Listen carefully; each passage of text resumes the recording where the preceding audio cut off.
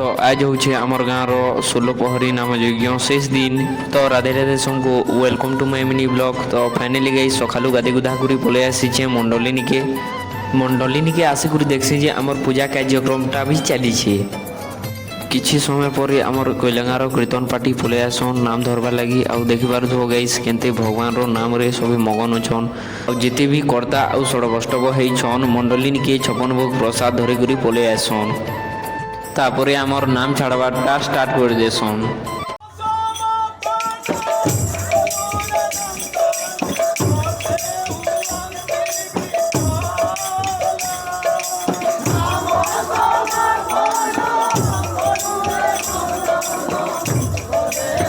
नाम छानला बेले टिके सर लगला गईस लेकिन क्या करमा कह भगवान आमर गाँ के हेते दिन तक आसी थिली आउ हर बरस एंते आमर लिमढी गाँ रे नाम यज्ञ हो आउ भगवान रो कृपा बुनी थाउ भगवान रो नाम धरी धरी आमे पले आसु तापरे जेन माने करता हिचन ताकर घर के इनके आसी गुरी देखसी जे आमर जेते भी कीर्तन पार्टी रो अछन आधा बसी छन बेले आधा ठिया हेइछन। तो आज लगी एतकी फेर गुटे मिलमा नुआ मिनी ब्लॉक रे। राधे राधे।